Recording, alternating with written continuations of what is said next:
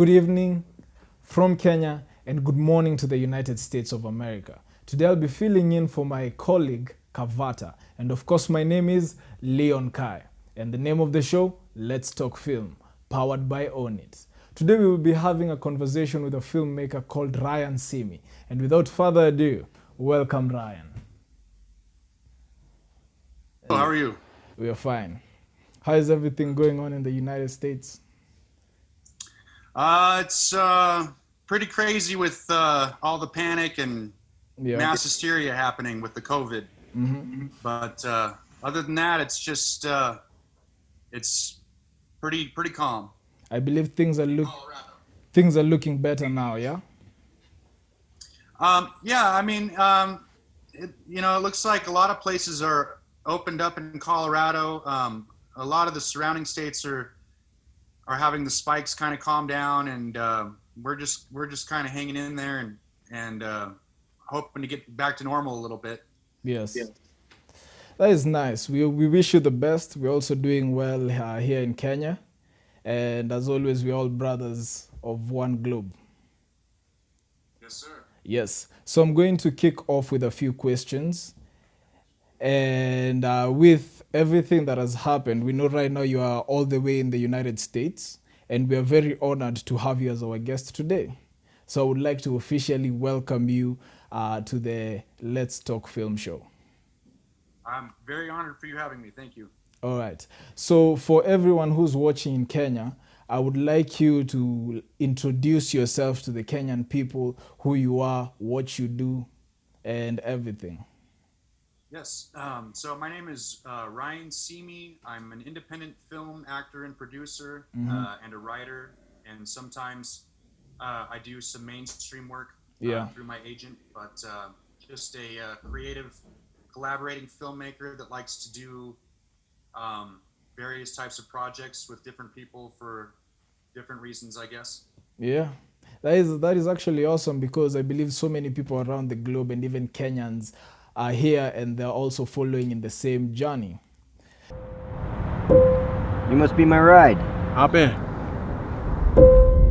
Says you have a 5-star ride rating. So where you headed? Straight to hell. What's the worst thing you've ever done? Something tells me there's more to you than meets the eye, Brad. You're some kind of vigilante, right? Please don't hurt me. Believe in original sin?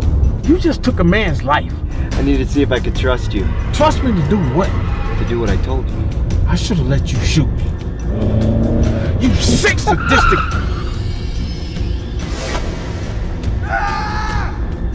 You evil son of a... You really want me out of your car, don't you?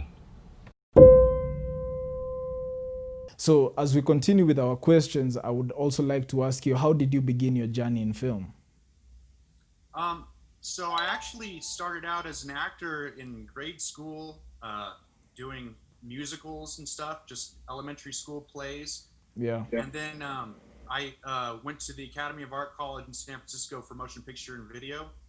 I've always had an interest in filmmaking and producing. Unfortunately, I didn't finish at Academy of Art College. I dropped out, but I still ended up producing and acting just the same. So I've pretty much, as long as I can remember, I've always had an interest in it. Yeah. And I would say since 2014, I've become more proactive in pursuing it. Yeah. And I've been lucky enough to meet a lot of great people within the community here that have helped me get my start. And a lot of people, it's a very great, inclusive community of people that likes to help other people out. So that's pretty much how I got my start in it here in Colorado. That is such an amazing start. It's safe to say that everything worked out for the best, yeah?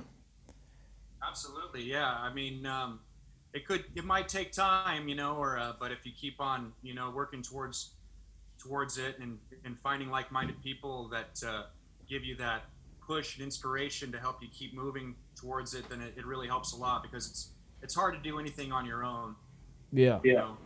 So you need talented people, like-minded people that are willing to give their time and also want to be creative and help make great art too, like Silas.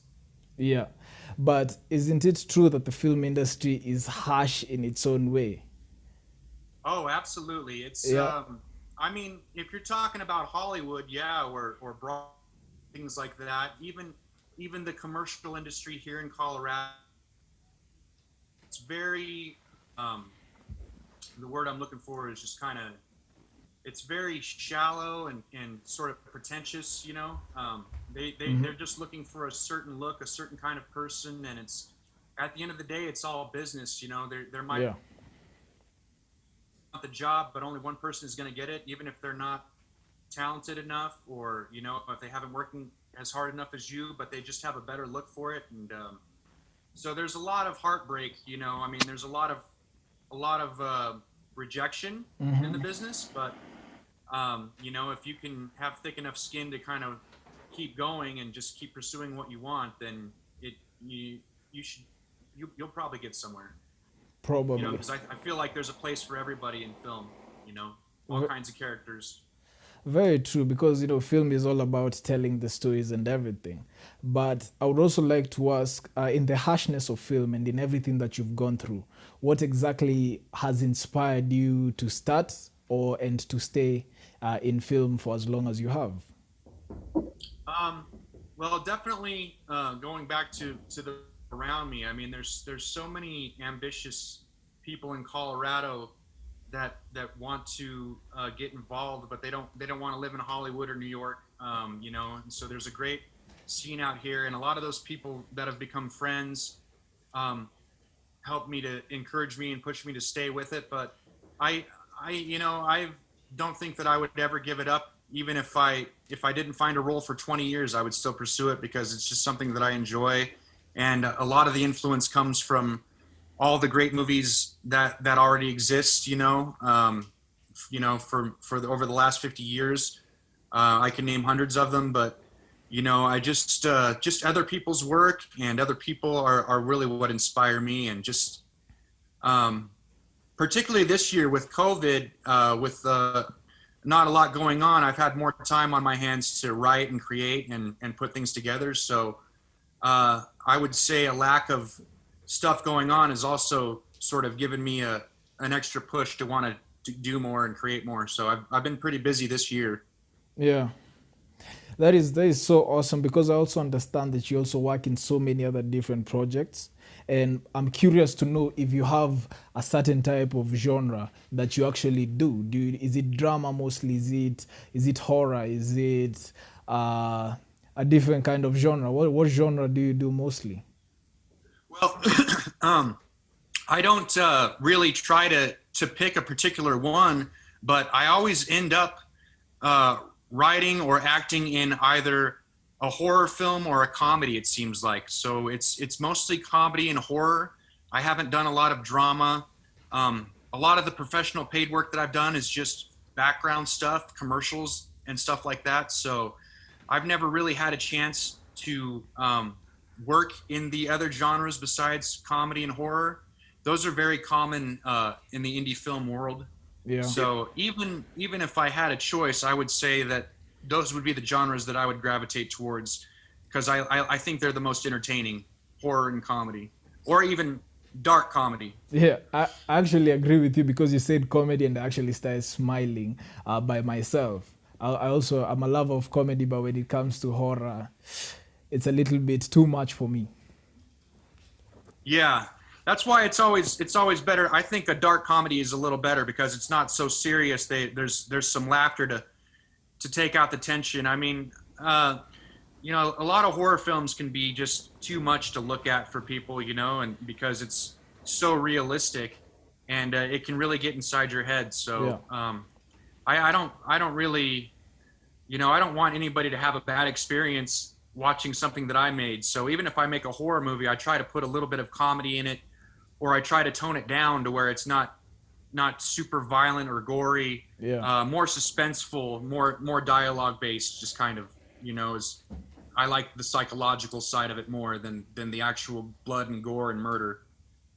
So it's basically telling a story in the genre you're most comfortable with, getting the message out there.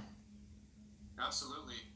Also, what advice would you give to young Kenyans or young people of the world who are actually coming out and trying to test the waters in film? Because, as you said, film is a harsh industry in basically the whole world, actually.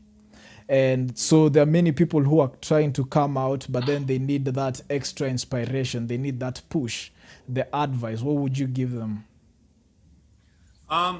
My suggestion would be to find as many people that you can that are trying to do the same thing that you're doing, and try to collaborate with them. It's really all about networking. The more that you can introduce yourself to people that are involved, and the more you can get out there, like go to parties, go to meetings, find Facebook groups that are in your geological location that might be acting or film groups, if there are, because I believe that you don't need to live in Hollywood or live anywhere else, that you can make a film anywhere on earth. And this day and age, you can have it be seen all over the world on the internet. So you don't need to go to Hollywood. You don't need to go to film school. You just need to learn how to network and find people around you that are doing the same thing that you're doing, because you'll be able to help each other out, and you will find that creates work. It creates opportunity, the more that you network with people. Yeah. So that's my number one piece of advice. It's always worked for me. It's gotten me further than anything, is just knowing how to network, not being shy, talking to people, and having a good attitude, and just trying to be persistently pleasant, and just the more that you do it, eventually something's going to fall into place, and you're going to find a project to work on, and then you'll find your next project and your next project, and you'll end up working with the same people that you've worked with before on new projects, and that's usually how it works for me. And you end up realizing the film is such a small world in itself, yeah? Yeah, I mean, it's really all about the relationships, I feel like it's always a learning process for me. There's always something that I would go back and change about something that I produced or directed or acted in, but it's always nice to have it there to look at and learn from, because you end up not making the same mistakes on your next production, and you learn from that, and it's just a stepping stone to getting better and better and better. Yeah. You have to start somewhere, and I've made lots of terrible films. I've acted in lots of terrible stuff that I'm embarrassed about. Yeah. And it's only helped me improve my craft, and I'm grateful for all of it, because at the end of the day, anybody can become successful or make money or famous or find whatever it is they want out of the experience, but you have to keep working at it and just keep going, I think. Don't expect to make a perfect movie your first time or your 10th time. Just try to do better than you did the last time. Try to learn, and personally, I don't think I'm a very good actor. I think I'm a terrible actor. I think that I try too hard when I act. So I think that, for me, producing, I'm a lot better at coming up with a story and putting it all together and finding the people to work on it. But that's just kind of the direction that it's taken me. I still love acting, and I'll still do it. But, I think I'm more fulfilled out of producing and being behind the camera than I am as an actor. Wow, that's amazing that you would say that you feel like you're not such a great actor, because also most of the greats actually say the same thing. They say, I feel like I'm not so good, but then they're actually really good. I actually believe you're really good. That's because we only see ourselves, and we have an expectation of ourselves maybe that we can't really achieve, but we don't see what other people see. Like, I would agree with you that most people that think they aren't very good are actually great, but they're just overcritical of their own performance, and maybe they're not comfortable looking at themselves on camera. And I'm probably one of those people, Yeah. That actually answers the question that I had in my mind. I was going to ask you if Do you watch yourself? Do you watch the things that you've produced, and like, do you critique them, or do you have like people do that for you? Oh, I absolutely. I probably watch my stuff more than anybody else does because, you know, I'm just really excited to have done something, and the more that I've done, the more that I can look at, you know, the more I can look back on.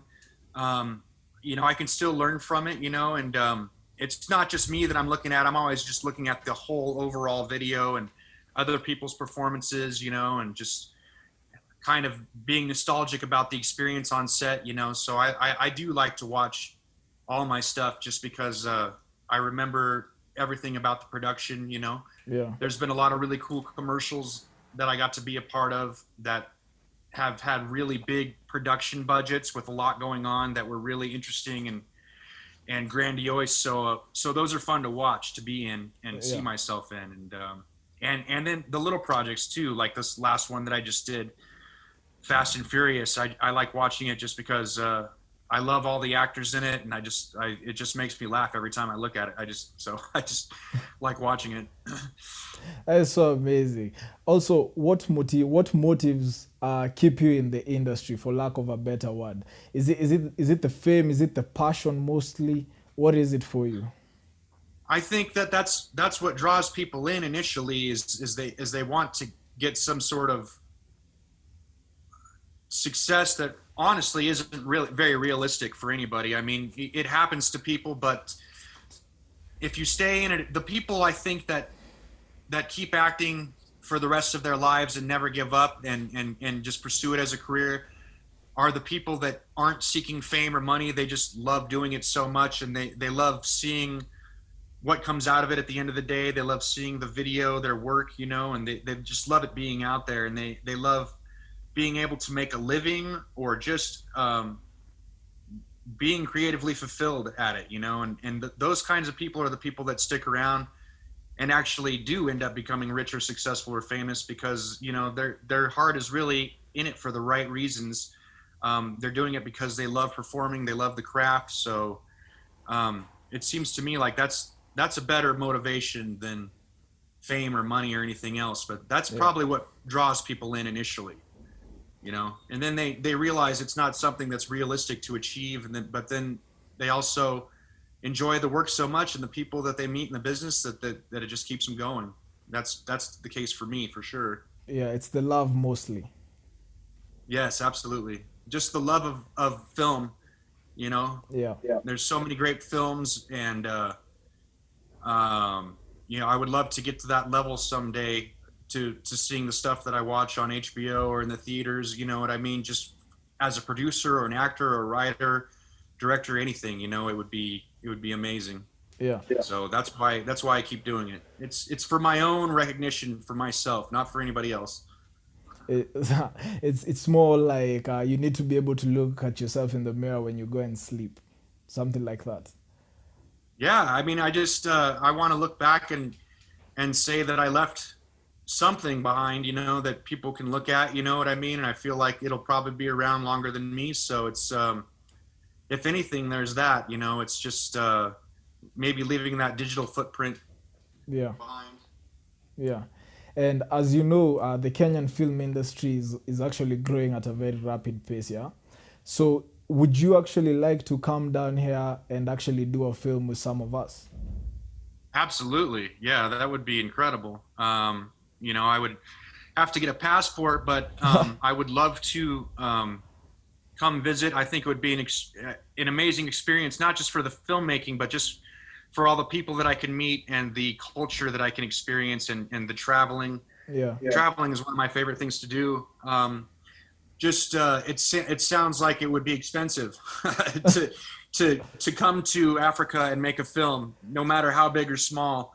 But you know, it's always good to have goals like that, you know. Yeah. I would love to come out there, especially if Silas was out there too. I've worked with him a couple times now, and it's amazing how passionate you guys are. You know, there's a lot going on out there, and you know, it's great to have different people come, I think, from different parts of the world or cultures, and try to make a project and collaborate with people. So that would be very exciting. Absolutely. That would be a dream come true. To go to anywhere really outside of the country and make a film would be amazing. But I think Africa would be extraordinary, you know, because I never imagined myself traveling that far into the world from where I am. But it would be amazing. Well, there's a lot to see and so much stories and cultures that need to be told that when you actually come here, I'm telling you, guaranteed you'll be blown away. Oh, I absolutely believe it. I wish that I could get your guys' channel here. I mean, I might be able to on the internet or YouTube, but yeah, I think, you know, my stepbrother actually was a foreign exchange student, and for his junior year, he went to South Africa. And so I'm not sure what part he was studying in, but he's had some amazing stories from living there for a year. And I just think it would be an amazing experience, even not to make a movie, but obviously that's the whole point. But just the cultural experience and the travel and, you know, the food and everything, the music would be very, very incredible. Of the food, because I love food. Food is like nowhere else on the planet. But but I would like to ask you, in the industry, there's a lot of rejection. So many times you knock on the door, so many times you're told, no, it's not yet time, or you're not that good. How do you deal with that? How do you deal with the rejection in the industry? Well, I mean, if you lived in Los Angeles ever, which I've lived there for a few years, and I've tried to, you know, and I've networked within certain film industries out there, and I really developed a thick skin when I was out there, because there, you know, Los Angeles, I mean, it's 99.99999% rejection, you know, and then there's that one thing that you get into, and it validates everything that you've done. It validates all the rejection. It validates trying and failing, because you've got your foot in the door finally. You've reached that goal. You've made a contact. Hopefully you did a good job, and then you've met people that you can continue to network with. So, you know, it's just a numbers game. I mean, if you go, well, you know, there's going to be 100 no's for every yes. Yeah. And, you know, if you look at it like that, then there's no reason to stop trying, because you've really got nothing to lose, only things to gain, you know? Yeah. You don't have anything to lose by anybody telling you no, you know, but they could say yes. So why not put yourself out there? Yeah. Is my philosophy, I guess. And then earlier on, you actually talked a little bit about your new film, Furious 5. And I'm excited to actually know about it. So I think you can tell us a little bit what it is about, how the shooting process was, you know, a little bit of the production and everything. Sure. So I just dreamt this video up in my head a couple months ago, and I thought it would be really funny to have a situation where a bunch of cars pull up to an intersection stoplight, playing different music. And because there's been many times where I've pulled up to a stoplight listening to music, and somebody's pulled beside me listening to music, and it's awkward, because you either just keep playing your music while they keep playing their music, or one person turns it down. So I thought, like with everything that's happening in the United States, with all the protesting, and it would be a fun time to do something that celebrates different cultures and races, and puts them together in one video, and sort of shows our uniqueness in sort of a funny way. But unfortunately, with Silas, the way that I had written this thing in my head was I had already picked out all the music for the film. Yeah. And you have a lot of music that's culturally appropriated by race, sort of in a way, and not to stereotype things, but just to convey the humor in the film. That's why we did that. So Silas has an interesting look. Like he looks like he could pass for Eastern Indian, when in fact he's Kenyan. Yeah. So it would have been better for us to use maybe some Kenyan music for his portion of the film. Yeah. I regret not doing that, because every person in that film, you know, is sort of like the music is a little more stereotypical to that race or culture, and I didn't want to offend Silas or anybody by having a South African play an Eastern Indian, but that's sort of like, I knew Silas would do it, and that's sort of how I planned it out. And so I planned out all the music and everything before we casted the film, and then we casted all the actors locally here in Colorado. Silas and Kettrick, the African American, and Kettrick and Silas both were in the film Ryde or Die. I'd worked with them before, and I loved working with them, so I wanted to use them again. And yeah, we just we shot for about 8.5 hours on a hot Monday, and we got about 8 hours of footage, and we edited that down to about 2 minutes of the best stuff that we had, and tried to make it as funny and quick as we could. And I think people are responding very positively to it, because now, in a time where there's a lot of racial tension in the United States, it's good to be able to laugh at our differences, because I believe what makes us different is also what brings us together. And I think that kind of humor brings people together. And that was the whole point and idea and message behind the video, was to just make something positive that people can laugh at. Hopefully nobody takes anything negative from it. You know, I haven't got any negative responses from it yet. I'm really happy with how people are responding to it. So that was the whole motivation behind it. Just make something quick and funny with a little bit of racial humor. So we have a saying down here that goes, laughter cures the soul. Something like that, I guess. And I actually like that you actually go out there to do such things. But I have to ask though, did you listen to any Kenyan music? I have not, but like I said, I had an idea to like, I had all of the music picked out in my head before I had casted the film, and I needed somebody to pass for Hindu or Eastern Indian.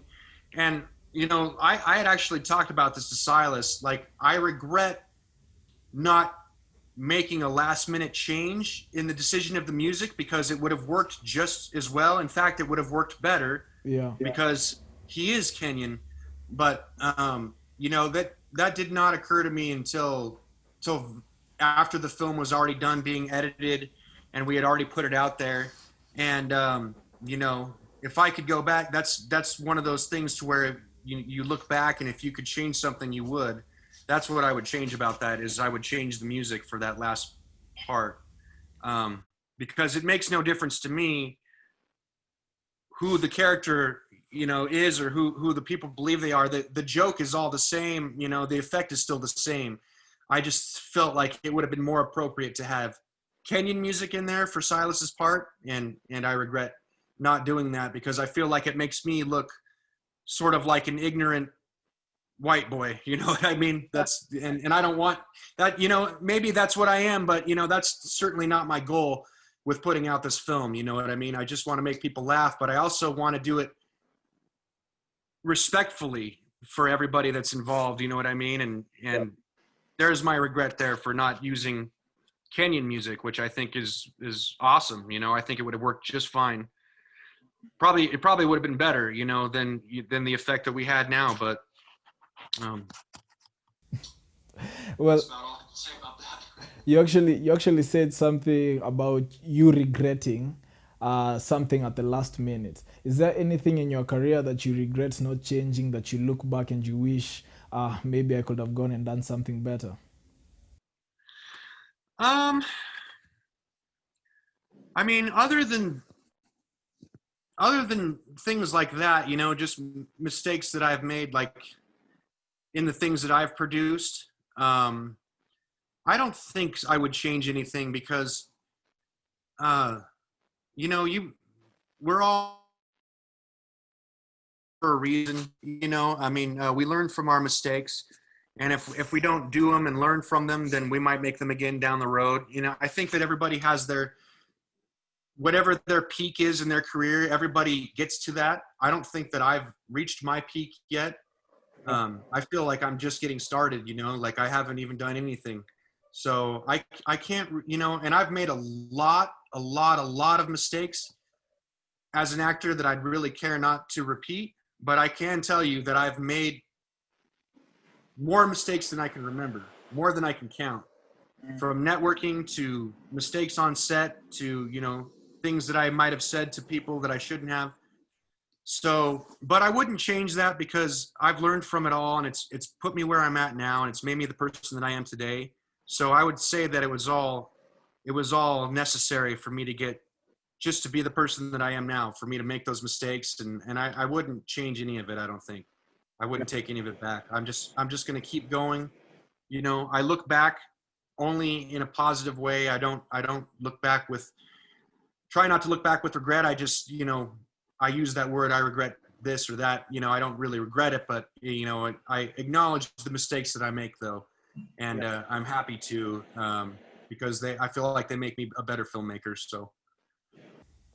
Also, as we wind up, are we expecting a second part to Furious 5?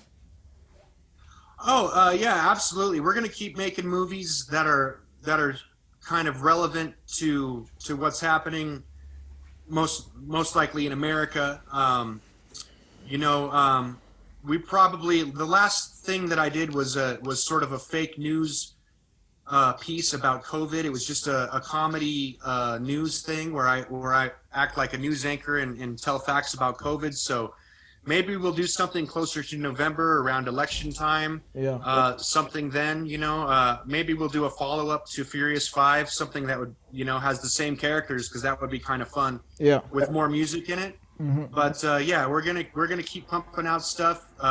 Right now, I'm working on producing a film about tattooing, and that takes place in a tattoo shop. So all the characters have, you know, lots of tattoos, and either tattoo artists or tattoo clients. Yeah. So right now we're working on a feature film right with that. So once that's done, then I'll be able to focus on another one of my own small projects. You know, maybe it'll be a feature-length film to go on Prime again, or maybe it'll just be another fun two-minute video. You never know. It's just I never really. Usually something just gets in my head, and an idea gets in my head, and then I get obsessed with it, and then I just go with it until it's done. And that's how something like that happens. So we have to see what the next idea is that pops in my head that I become obsessed over. I haven't found what it is yet. Also, as I wind up again, here we have something that when we say "as I wind up," we actually say it a couple times. It's our behavior, but it's a thing. So as I wind up once again, have you met any other Kenyan filmmakers out there, and have you worked with any others? Silas Mwenda, who I've met, who apparently is a big deal out there in Kenya, which I didn't know. I've met, that's the only person that I've met, and he's very talented and very positive dude. Very, very good actor, very good singer, very good performer. I think that if you're looking in terms of who's going to go farther as an actor, between me and Silas is going to be way up here, and I'm going to peak right about here. That's just already where we're at now, as far as him being almost like a famous personality out there in Kenya. So anytime that I can get him into a film, I will, just because he has a following, and that puts more eyes on the film. And that's more click streams on Amazon, which is more money in my pocket at the end of the day. But I think you're being modest, though. When you say Silas will be up here and you'll be down here, I think you're being modest. Well, I see how he works as an actor, and I know how I work as an actor. So maybe, you know, I'm just I'm giving credit where credit's due. I think he's a very talented guy, and me not so much. That's just my own opinion. But then again, that's just goes back to people, you know, thinking they aren't any good when they're doing just fine. You know, we're a little overcritical of ourselves. So I don't want to. I want to give praise where praise is due. I don't want to talk about how great I am, because I'm not that great, honestly. Well, I'm having so much fun talking to you, and I'm learning so much. But the time here is we're currently at 9:40. What time is it there? 12:39 p.m. 12:39 p.m. And I wish we could keep talking, and I would talk to you the whole day because I would love to learn so much about film, because I also know that there are so many other passionate guys, so many other passionate people just like me, and I would like you to give us like your last word, a parting shot, what you tell everyone before you leave. Um, I would say that if you guys are feeling any of the tension from the world, or that's coming, out of the COVID chaos, what's really important is the personal relationships that we have with the people that are close to us, so try to hold on to those, because they slip away pretty quick if you don't. And we don't, I don't think anybody wants to be alone at the end of the day, but we have to just be strong and diligent and stay positive, and remember how important it is to be good to the person closest to us, because that's all we have at the end of the day. And you guys, it's been such a great experience talking to you, such a positive person, and really looking forward to seeing this interview if I can. And I just want to say thank you for having me. I'm going to try and be modest. You just call me a positive person, but why? Thank you. So thank you so much, Ryan Seamy. It's been an honor having you on the show. We've learned so much, and we'd like to keep talking to you. And we have to become some of your new fans. That would be fantastic. And we also thank you so much for having me. Always. And we also hope to see you in the bigger screens, and we want to see so many of your projects. Oh, that's the goal. So hopefully. All right. For me, it's a good night, and for you, it's a good day. Thank you so much for coming to our show. And that was Ryan Seamy from the United States of America. Have a good day in America, and have a wonderful evening and a good night in Kenya. Thank you so much for watching. The show is called Let's Talk Film. Catch you next time.